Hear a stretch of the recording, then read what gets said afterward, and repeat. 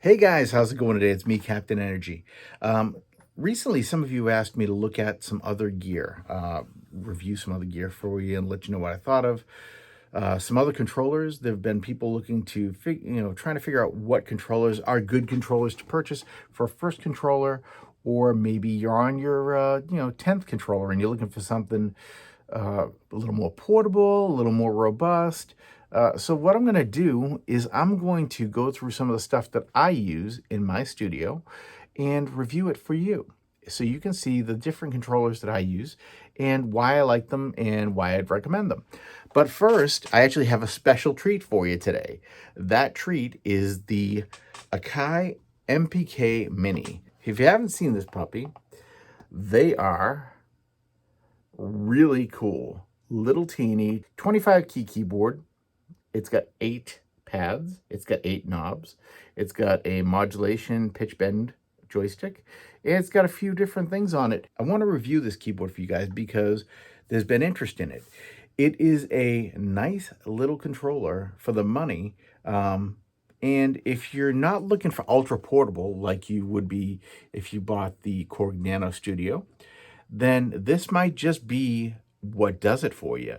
It's got some really nice keys. It's got a really nice weight to it. It feels like it could take a kick. And I am really digging mine. I had an MPK Mini version 1, which I just passed on to my son because he's actually getting into music production too. And so with that, I decided I should buy a new one for myself because I do like that keyboard. It hasn't always had a nice feel, but this one has even a nicer feel than the first one. I couldn't believe it. So let me open the box, show it to you, and you guys tell me what you think. All right, here we go. The Akai Mpk Mini. This unit comes in a lot of different variations, different color sets as far as with, black keys or white keys. There are probably some I haven't even seen yet.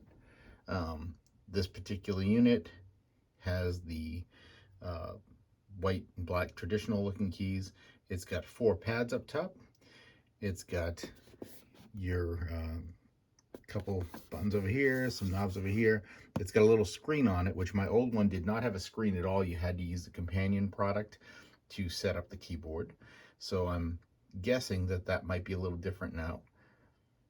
So let's take a look inside the box and see what we get.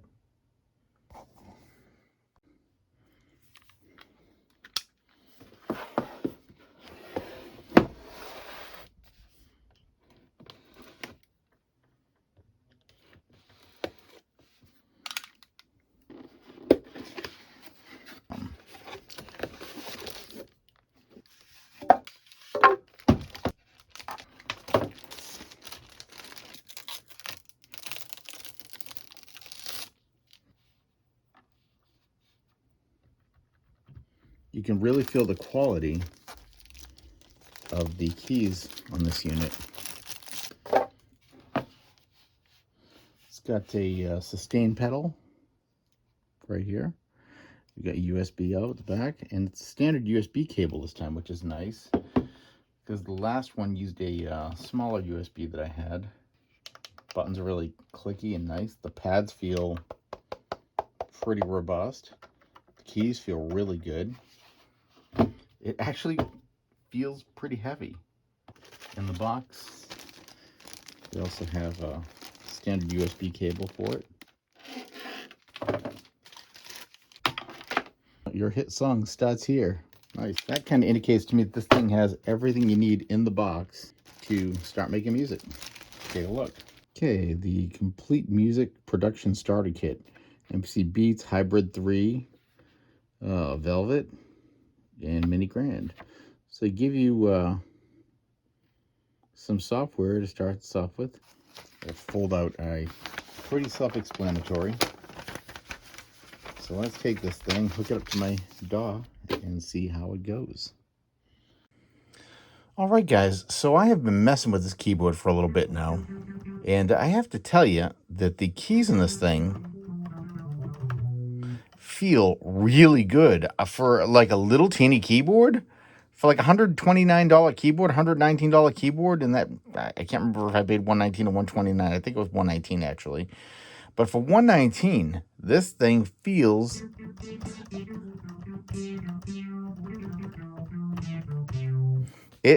really good. I mean, I'll say it feels better than my the built-in keys on my Korg Mini Log. It's kind of crazy how good these keys feel. They've got just the right amount of tension to them to make them playable. The pads, these pads are something to behold because they are just super thick and chonky feeling. They feel like they could take a whipping. They feel like they belong on an Akai MPC, not just on some inexpensive little keyboard that you would throw in a gig bag or something, and take with you to a friend's house. I can't even tell you. I mean, okay, so we got modulation, pitch bend right here. We have a joystick. I would have rather had these individualized, but still not bad. It's there at least. At least my original one was an MPC Mini, which was the first generation, which did not include any kind of pitch bend or modulation. So this is a big upgrade in that way. Arpeggiator right here, on and off, can tap a tempo, or you can set your tempo. You have octaves. You start off in the center 2 octaves, and you can go down 4 and up 4. Just like on the Korg Nano Studio, which I have right here as well, okay? The keys on the Akai Mpk Mini feel really nice, versus I'll say that the Korg keys are definitely not as nice of a key, but this has got some advantages. One, size. If you're looking for the smallest controller of the two with the most functionality, the Korg is the one, because look at that.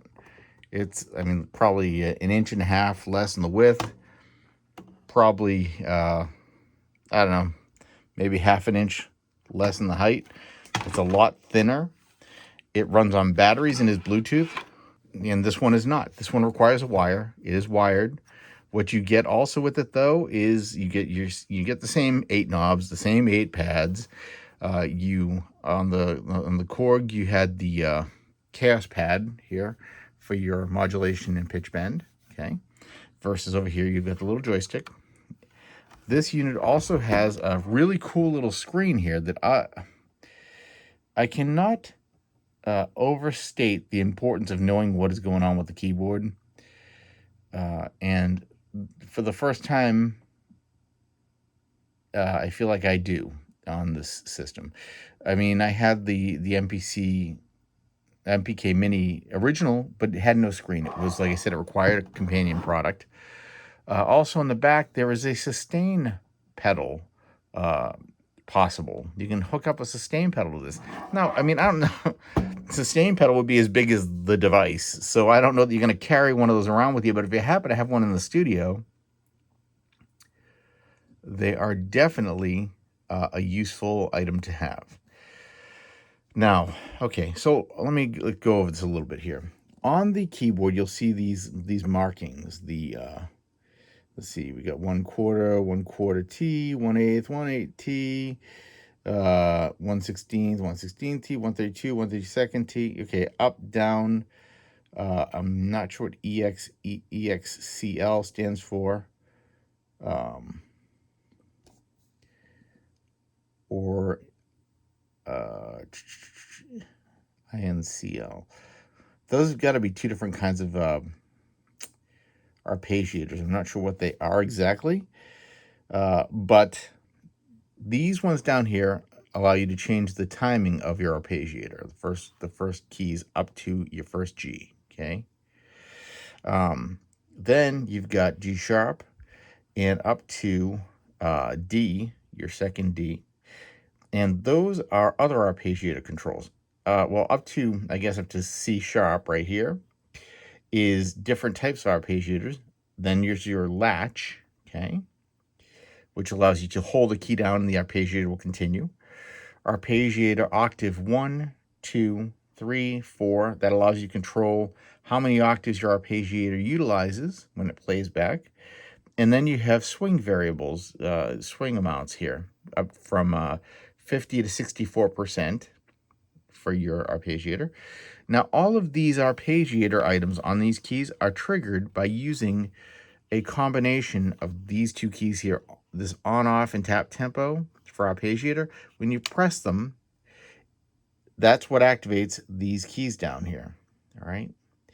And so I can go, for example, okay, so this is my arpeggiator on, okay?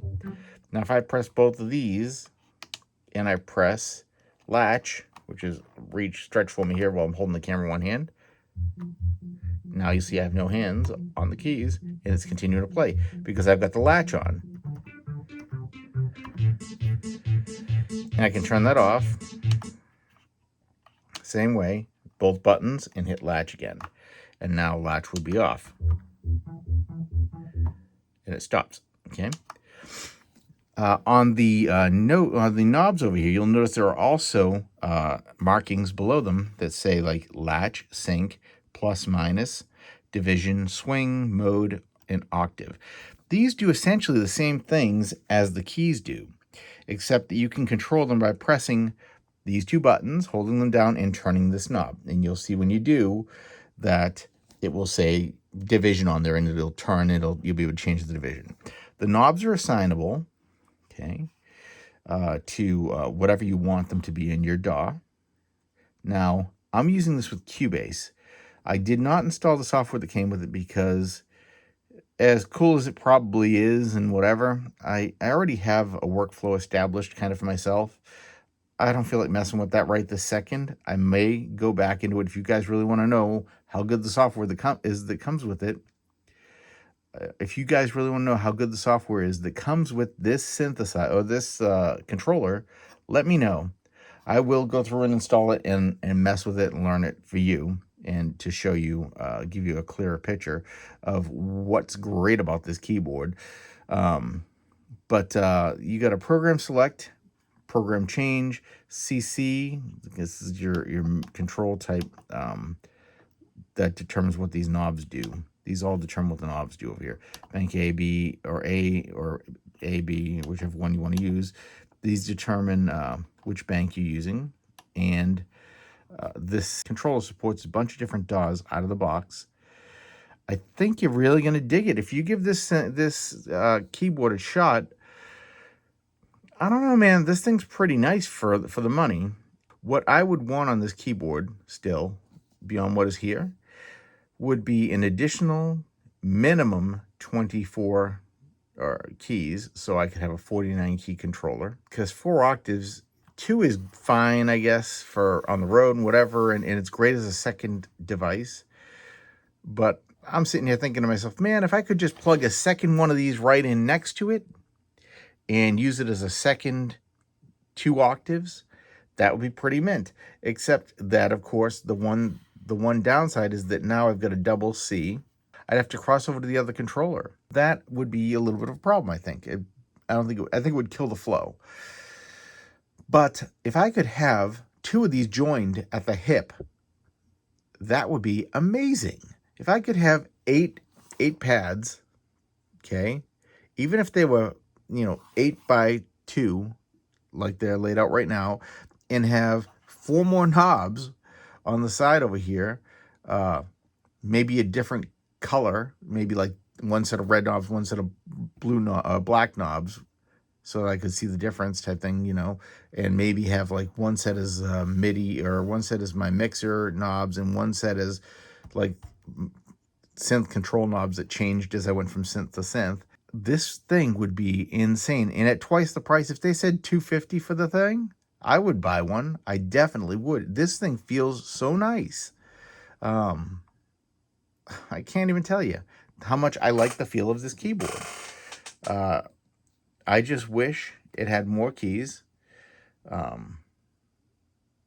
And I'm definitely going to make some more videos using this as my controller, just to give it a go and see what happens here. See what I can do with it. Also, I mean, apparently the Google algorithm appreciates this little puppy. So that's fine with me. You know what I mean? As long as it feels good and works right, I don't have a problem using this for a little bit, to make some videos. I surely don't mind promoting a piece of gear that I would personally own and that I do personally own. I bought this. This is mine. I paid for it. Nobody gave me nothing for free. Nobody usually does. Um, I have received one piece of free gear. I'll say, well, free-ish. It was a gift. It wasn't a free gear from a sponsor. It was a free gear from a subscriber, and I'm going to be doing a video on that. And that's the Nectar P1, and it's a controller that is not a keyboard. It's just volume knobs and sliders, or sliders and knobs, I should say. And that thing is pretty awesome.